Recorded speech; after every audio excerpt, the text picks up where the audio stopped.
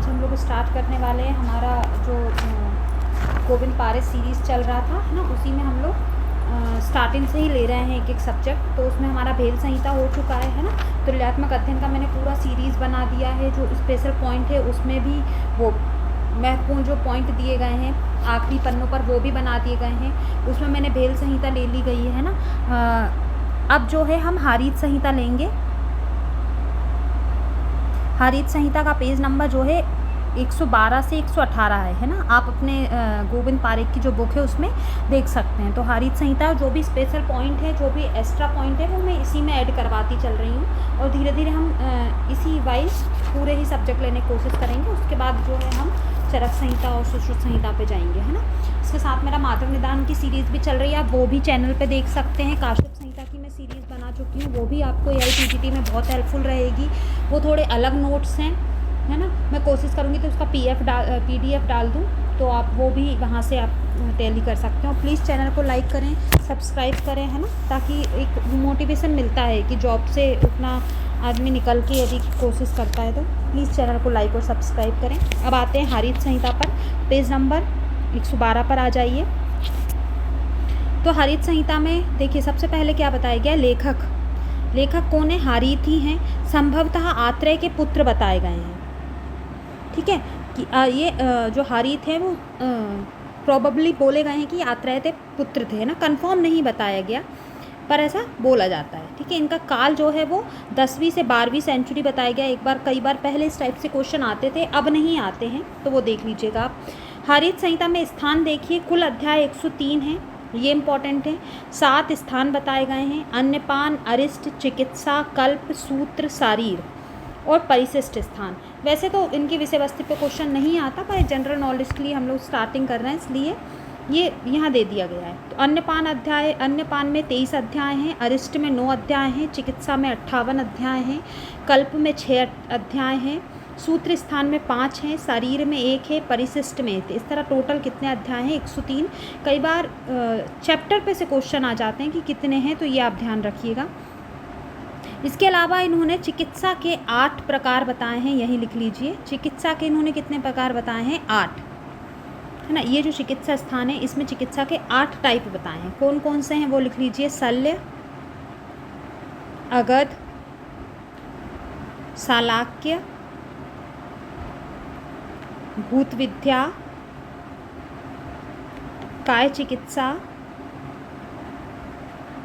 रसायन, बाल चिकित्सा और वाजीकरण।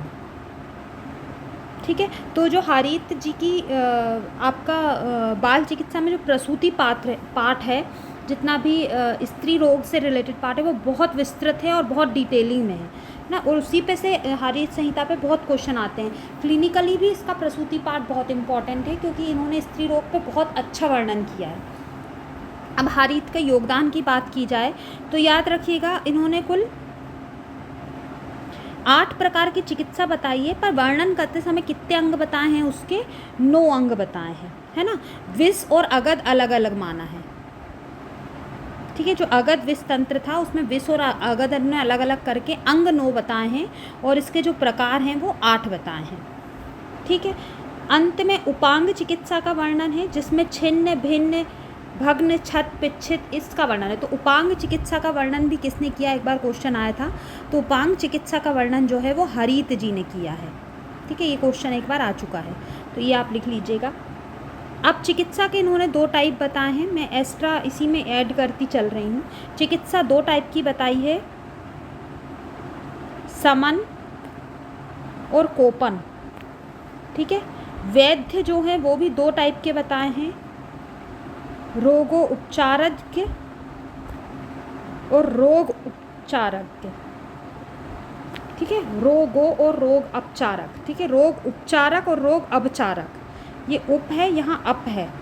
ठीक है, व्याधि जो है ये 4 प्रकार की मानते हैं। कितने प्रकार की व्याधि मानते हैं, 4 प्रकार की, वही जो सेम चलती है, साध्य, असाध्य, याप्य, कृच्छ साध्य।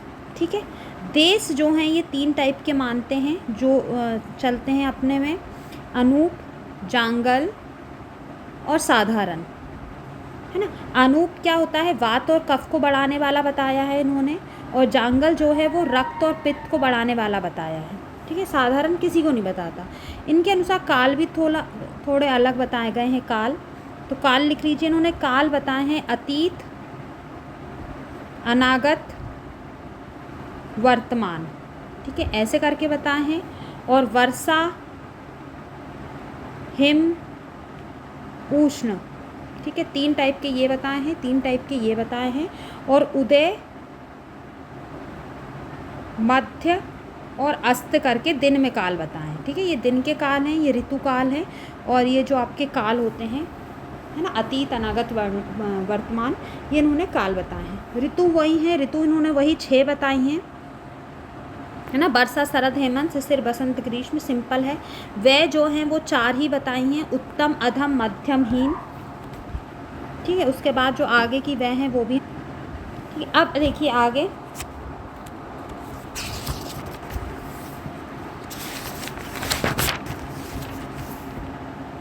गाय के वर्ण के अनुसार दूध के गुणकर्म बताए हैं इन्होंने, है ना। तो गाय के वर्ण के अनुसार दूध के गुणकर्म क्या बताते हैं। जो कृष्ण वर्णी गाय है वो वात सामक होती है, पीत वर्णी गाय है वो वात पित्त सामक होगी। ठीक है, देखो इसमें पित्त है और वात ता का लास्ट है, तो पीत में ही दोनों आ जा रहे हैं। ठीक है, श्वेत वर्णी जो है वो कफ कारक होती है, कफ का रंग सफ़ेद होता है। जिस गाय का बछड़ा ना हो उसका दोष त्रिदोष कारक होता है, एक बार ये क्वेश्चन आया है। ठीक है, तो जिसका गाय का बछड़ा ना हो उसके दूध को त्रिदोष कारक बताया है आपके हरित ने। ठीक है, अजा दूध को ग्राही, माहिसी दूध तो अभिस्यंदी, और गो दुग्ध को रेचक प्रकृति का बताया है। ठीक है, अब वह के अनुसार स्त्री दूध, वर्ण अनुसार स्त्री के गुण, स्त्री दूध के गुण भी यहीं लिख लीजिए, आपको याद रहेंगे। कृष्ण वर्ण की यदि स्त्री है तो वृश्य, वातग्नि और श्रेष्ठ बताया है। ठीक है, याद रखना। गौर वर्ण की, कृष्ण वर्ण की धात्री का उन्होंने श्रेष्ठ बताया है, ये इंपॉर्टेंट है। श्लेष्म कृत होता है। ठीक है, यदि गौर वर्ण स्त्री है तो। रक्त वर्ण स्त्री है तो वातल होगा, और पीत स्त्री है मान लो तो पित्त सामक होगा। ठीक है, तो ये स्त्री के अनुसार इन्होंने दूध बताए। तो श्रेष्ठ कौन सा बताया है, कृष्ण, ये इंपॉर्टेंट है, ये आपको याद रखना। नेक्स्ट पे आते हैं, ये बहुत इंपॉर्टेंट लाइन है ना। तक्र में है, घृत में, खटिका में है करके विशिष्ट प्रमेय का वर्णन किया है। कई बार ये क्वेश्चन आया है। वर्ण अनुसार ज्वर के 4 प्रकार बताए हैं, ये भी कई बार क्वेश्चन आया है कि वर्ण के अनुसार ज्वर किसने बताया है। तो हारित जी बताते हैं, ब्राह्मण, वैश्य, क्षत्रिय और क्षुद्र करके इन्होंने ज्वर बताया है। हम इसमें देख लेते हैं कोई एक्स्ट्रा पॉइंट तो नहीं है जो हम लिखवा पाएँ।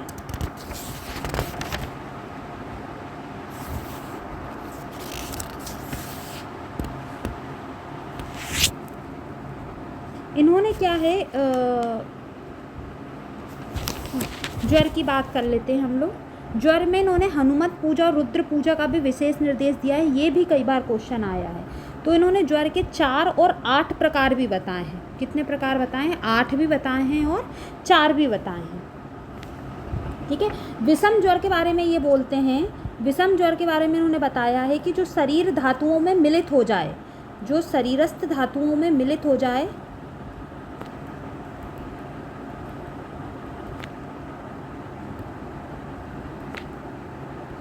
वो क्या है, विषम ज्वर है। ठीक है, ब्राह्मण ज्वर को इन्होंने, मैं यहाँ लिख दे रही हूँ, ब्राह्मण ज्वर को इन्होंने रौद्र संज्ञा दी है। वैश्य ज्वर को इन्होंने ज्वरेश्वर संज्ञा दी है। क्षत्रिय ज्वर को इन्होंने महेंद्र संज्ञा दी है। क्षुद्र ज्वर को काल रूप संज्ञा दी है। ठीक है, ज्वर निवारण हेतु रुद्र पूजा और हनुमत पूजा बताई है। विषम ज्वर के भी इन्होंने कितने टाइप बताए हैं, 4 प्रकार ही बताए हैं विषम ज्वर के भी। ठीक है, तो यहाँ लिख लीजिए, एकाहिक, द्वाहिक, त्रयाहिक, चातुर्थिक। ठीक है, तो गुण ज्वर के बारे में हम मतलब ज्वर की संज्ञा इन्होंने हाथियों में पातक, गो में ईश्वर, माहिस में दद्र, अजा में प्रलाप, ठीक है। सुन में अलर्क, पक्षी में अभिघात, जल में नीलिका, वृक्ष में कोटराक्ष, अश्व में अभिताप, मनुष्य में ज्वर को ज्वर कहा है, मृग में यदि ज्वर हो जाए तो उसे मृग रोग कहा है। से अलग अलग जान, मत्स्य में इंद्रमत कहा है, सर्प में एकशित कहा है, ठीक है, और भूमि में ऊसर कहा है। तो इसे अलग अलग प्रकार के उन्होंने ज्वर, प्राणियों के हिसाब से ज्वर के नामकरण अलग अलग किया। लवण के स्थान पर क्षार की गणना करते हुए कुल रसों की संख्या कितनी बताई है? 6 बताई है। तो लवण के स्थान पर क्षार किसने माना है? हारीत ने माना है, और ये बहुत बार ये क्वेश्चन आया है, इम्पोर्टेंट है, ठीक है। नदियाँ और उसकी सहायकों की संख्या 2000 मानी है। कितनी मानी है? 2000। एक नदी और उसके, अब यहाँ जल की बात हुई है तो हम थोड़ा देखो, पहले तो उन्होंने रस, यही हमने बता दिया कि लवण की जगह क्या माना है? क्षार माना है। एक और एक्स्ट्रा पॉइंट याद कर लीजिए, इन्होंने रस और दोषज प्रभाव अलग बताया है। इनके रस और दोषज प्रभाव को आप लिख लीजिए कि क्षार और कसाय वात को बढ़ाने वाले होते हैं, मधुर और तिक्त कफ वर्धक और पित्त सामक बताए गए हैं। कटु और अम्ल पित्त वर्धक और वात सामक बताए हैं, और कसाय जो हैं वो कफ सामक बताया गया है, ठीक है। कसाय रस इन्होंने क्या बताया है? कफ सामक बताया है। और लवण की जगह कौन सा रस माना है? क्षार माना है, ये इंपॉर्टेंट है, ठीक है। जल की बात की जाए तो जल इन्होंने 2 प्रकार का माना है, अंतरिक्ष और औद्भिद, ठीक है। अंतरिक्ष जल फिर इन्होंने 2 प्रकार का माना है, गंगा, गांग, समुद्र, ठीक है। गंगा की सहायक, कुल सहायक नदियाँ जो है, नदियों की कुल संख्या 2100 है, ये है ना, 2100 हैं, और गंगा की सहायक नदियाँ इन्होंने 900 मानी हैं, ठीक है। जल के भेद, जल के प्रकार होते हैं, 2 प्रकार का होता है। जल के भेद जो हैं वो 4 प्रकार के ही बताए हैं। कौन कौन से? पापोदक, रोगोदक, अंशोदक, कई बार क्वेश्चन आया है, अंशोदक किसने माना है? तो आपके हारीत ने माना है, और आरोग्यदायक, ठीक है। 4 प्रकार के भेद माने हैं इन्होंने, किसके? जल के। अब आता है चावल का प्रथमतः वर्णन हारीत संहिता में ही मिलता है। मनुष्य की आयु को 4 भाग करते हुए बाल्यावस्था को उत्तम, वृद्धावस्था को हीन माना है। तो इन्होंने, इनका व्यय विभाजन यदि हम देखें तो 4 प्रकार का व्यय विभाजन माना है इन्होंने, है ना। व्यय विभाजन हम इनका देख लेते हैं।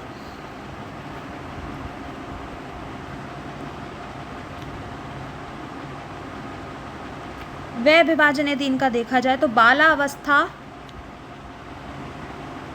16 वर्ष, युवान अवस्था 25 वर्ष, वृद्धा अवस्था 70 वर्ष से अधिक,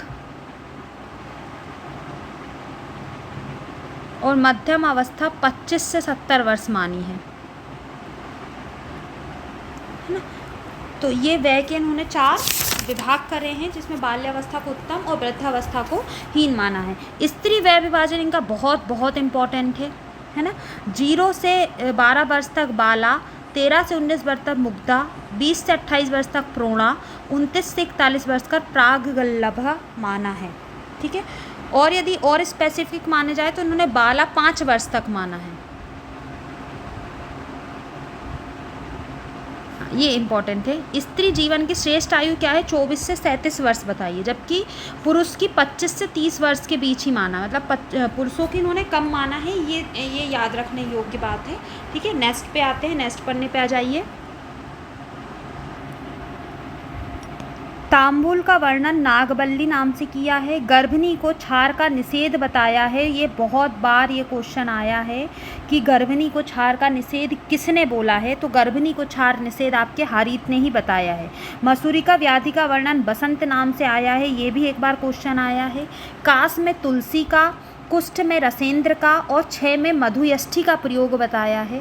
3 रसों की बजाय मैंने आपको पहले बता ही दिया गया है, 2 रसों का सामक प्रकोपक प्रभाव बताया है। इससे पहले वाले पन्ने में मैंने नोट करा दिया है। पलांडु को कफसामक जबकि अन्यत्र इसे कफवर्धक बताया गया है। हारीत जो थे वो शिव भक्त थे। ठीक है। एकम शास्त्रम वैद्यम मध्यमात्मम व सौख्यम चेकम यत सुखम व तपोवा, ये किसका कोटेशन है? हारीत का है। शायद ये एक बार क्वेश्चन आया है। हारीत भी अष्टांग आयुर्वेद के ही समर्थक है, परंतु इनने अगत तंत्र में गुदावस्थी के शांत्यार्थ वस्ती कर्म को शामिल किया है, ना कि विष विज्ञान को। मैंने आपको पहले भी किया था, इन्होंने अगध और विष तंत्र को अलग अलग माना है ना। गुदामय वस्ती रुजम समनम वस्ती रुहकम आस्थापन अनुवासंतु अगध नाम एवचा। छिन्न भिन्न भग्न छत पिच्छित दग्ध चिकित्सा को उपांग चिकित्सा, एक बार क्वेश्चन आया, मैंने आपको पहले ही नोट करा दिया है ये पॉइंट कि उपांग चिकित्सा बताई है इन्होंने, है ना। ये हम लोग पहले ही पढ़ चुके हैं। 2 प्रकार की चिकित्सा बताई है, समन और कोप। 2 प्रकार के वैद्य मनाने, रोगो उपचारक। एक तो चिकित्सा को जानने वाला है, दुष्परिणाम को जानने वाला। व्याधि 4 प्रकार की मानी है, साध्य, असाध्य, याप्य और कृच्छ साध्य। जठराग्नि के पाक का क्रम बहुत इंपॉर्टेंट, ये आया है क्वेश्चन। पचेत प्रथम आहारम दोषा नाम आहारम संशय दोष क्षय अनिलो धातुनान प्राणान धातु क्षय सहित, ये हारीत का है। ठीक है। तो जठराग्नि के पाक का क्रम बताया है इन्होंने। ठीक है। बाल्यावस्था 16 वर्ष तक, युवावस्था 25 वर्ष तक, मध्यमावस्था 70, वृद्धावस्था 70 से बाद। उत्तम जो है बाल्यावस्था और हीनावस्था आपके वृद्धावस्था को बोलते हैं ये। दोष की प्रकृति 4 प्रकार की मानी है, वातज, पित्तज, कफज, सन्निपातज।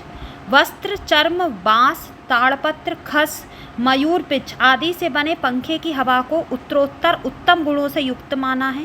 केवल कार्तिक अध्ययन मास आषाढ़ के महीनों में ऋतु संधि मानी है। ठीक है। इन्होंने कार्तिक अध्ययन और मास और आषाढ़ मतलब हर महीनों को ऋतु संधि नहीं मानते, केवल 4 महीनों को ही मानते हैं कि कार्तिक अध्ययन जब आता है और मास आषाढ़ आता है तभी ऋतु संधि होती है। ठीक है। बाकी जो अपने अष्टांग वाले थे उन्होंने हर उसमें ऋतु संधि बताई है। ठीक है। हेमंत ऋतु में प्रवाहित वायु को विषयुक्त कहा है, ये इंपॉर्टेंट है। जन्मोध्वंस होने पर गायों को तिलक, मैंने आपको पहले बताया था कि इन्होंने हर एक में ज्वर का अलग अलग नाम दिया है। मनुष्यों को राजक्षमा, हाथियों को पापोदक, हाथियों को पावक, घोड़ों को वैद्य नामक रोग होना बताया है। इस काल में विशेष रूप से हाथियों में पित्त की, घोड़ों में कफ की और मनुष्यों में वायु की रक्षा करना है। तो जन्मोध्वंस में किसकी रक्षा करना है ये थोड़ा सा आप याद कर सकते हैं। लवण की जगह क्षार माना है करके इन्होंने 6 रस माने हैं। ठीक है। नेक्स्ट पन्ने पे आते हैं। क्षार कषाय वात प्रकोपक, ये हम पहले ही बता चुके हैं। मधुर तिक्त कफ प्रकोपक, कटु अम्ल पित्त प्रकोपक बताए हैं। इसी प्रकार कटु अम्ल वात सामक, मधुर व तिक्त पित्त सामक और कटु कषाय कफ सामक माने। तो उन्होंने 2-2 के जोड़े से सामक प्रकोप बताए हैं। ठीक है। गंगा के पानी के परीक्षण की विधि बताई है। स्वाति नक्षत्र में बरसने वाले जल को स्वाति जल संज्ञा देकर अमृत तुल्य बताया है। हंसोदक को अंशुदक नाम दिया है और ये लाइन हजारों बार क्वेश्चन आया है। ठीक है। स्तनों में दूधोत्पत्ति का विस्तृत वर्णन किया है। मैंने आपको पहले ही कहा था कि प्रसूति का बहुत डिटेल में वर्णन किया है इन्होंने।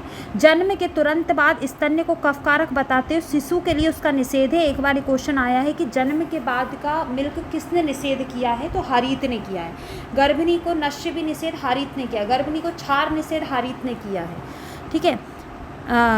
स्त्री गायों के वर्ण अनुसार गुणता कर्म बताया, हमने पहले ही बताया गया है। कृष्ण वर्ण की स्त्री का बातकारक, पुष्टिनाशक और श्रेष्ठ। गौर वर्ण की स्थिति कफकारक, रक्त वर्ण की आपकी बात करें, पीत वर्ण की पित्त सामक और श्रेष्ठ। इन्होंने यहाँ श्रेष्ठ होता है, मुझे यहाँ तक है कि कृष्ण वर्ण का श्रेष्ठ बताया। एक बार इसको आप कंफर्म करके मुझे कमेंट में ज़रूर बताइएगा। ऋतु के अनुसार दही के गुणों का वर्णन किया है। ठीक है। ऋतु के अनुसार इन्होंने दही के गुण बताए हैं।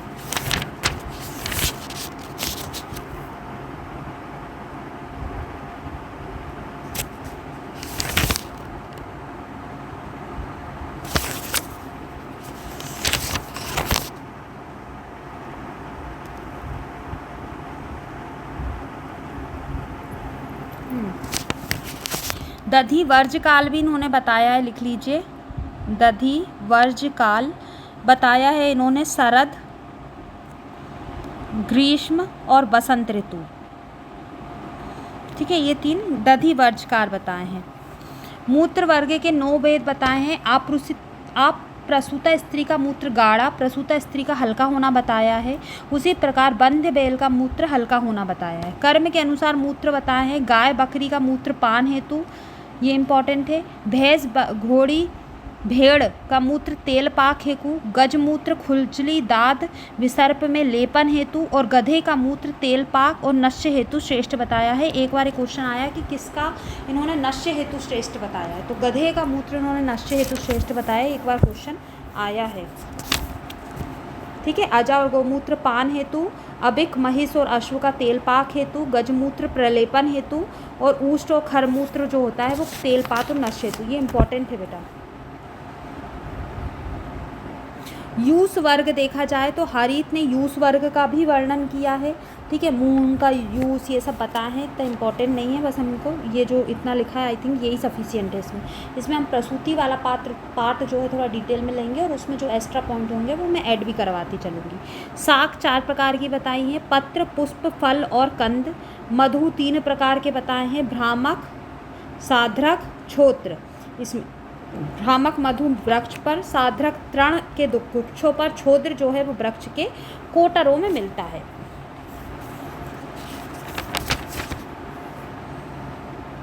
मध्य 4 प्रकार का बताया है, ये इंपॉर्टेंट है, गोड़ी, माधवी, पेस्टी और निर्यास। ठीक है,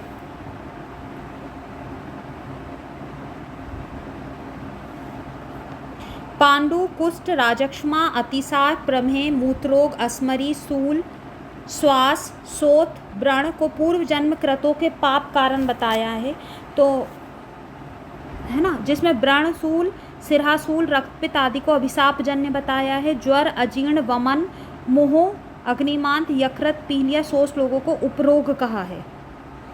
कर्म अनुसार रोगोत्पत्ति बताई है, जैसे ब्रह्म घाट से आपको पांडु हो जाएगा, गो घाट से कुष्ठ हो जाएगा, मनुष्य को मारकर तेरह अतिसार बताया है इन्होंने। पल स्त्री संभोग से प्रमेह होगा, कुलज स्त्री के संभोग से भगंदर होगा, चांदी की चोरी से चित्रकुष्ठ नामक रोगों की उत्पत्ति बताई है। इन्होंने रोगों के शांत हेतु सोडांस दान करने का भी निर्देश दिया है, मगर कुष्ठ में 69वें भाग का दान करने का निर्देश दिया है। इसी प्रकार रोगानुसार दान बताए हैं, जैसे प्रमेह, श्वास काश, भगंदर में स्वर्ण दान बताया है। ठीक है, श्वास काश में घोड़े एवं बेल का दान बताया है। रक्तपित्त में मधु एवं घृत का दान बताया है। गुल्म में कन्यादान बताया है। प्रमेह में नमक का दान बताया है। श्रम में पानी का दान, ज्वर में शिव पूजा, विसर्प में वनस्पतियों का सिंचन हितकारी बताया है। इन्होंने इसके अनुसार ज्वर में वही रुद्र पूजा, हनुमत पूजा पहले ही बताया है ना। अष्टविध महागध जो हैं वो चरक के अनुसार ही माने हैं। जो 8 महाव्याधियाँ हैं कौन कौन सी? वात व्याधि, कुष्ठ, भगंदर, मूलगर्भ, प्रमेह, अर्श, अस्मरी, उदर। ठीक है, और इनके 8 उपद्रव्य भी माने हैं महाव्याधियों के। महाव्याधि 8 मानी हैं और महाव्याधि के 8 ही उपद्रव्य माने हैं इन्होंने। कौन कौन से हैं? प्राण क्षय, श्वास, शोष, ज्वर, अतिसार, मांसक्षय, तृष्णा, वमी और मूर्छा। ये जो 8 हैं ये 8 उपद्रव्य भी माने हैं। ठीक है, नक्षत्र ज्ञान का वर्णन और होम विधि के लिए पृथक पूर्ण अध्याय दिया है ना। इन्होंने बाकायदा नक्षत्र ज्ञान का वर्णन दिया है कि किस में क्या होता है। आप चाहें तो यहाँ नोट कर लीजिए, वैसे तो इतना इम्पोर्टेंट ये है नहीं, है ना। जैसे रविवार को अमृत योग बताया है, रविवार को हस्त योग। ठीक है, सोमवार को मृगशिरा नक्षत्र श्रेष्ठ बताया है। मंगलवार को अश्विनी नक्षत्र इन्होंने श्रेष्ठ बताया है। बुधवार को अनुराधा नक्षत्र श्रेष्ठ बताया है। बृहस्पतिवार को पुष्प नक्षत्र श्रेष्ठ बताया है। शुक्रवार को रेवती नक्षत्र श्रेष्ठ बताया है और शनिवार को रोहिणी नक्षत्र श्रेष्ठ बताया है। तो ये इन्होंने नक्षत्र वाइज भी अध्याय दिए हैं जिसमें ये बताया गया है। ठीक है, इसके आगे जो है वो हम नेक्स्ट वीडियो में कवर करेंगे। आज के लिए इतना ही। आपको वीडियो पसंद आ रहा है तो लाइक करें, शेयर करें, सब्सक्राइब करें। Thank you.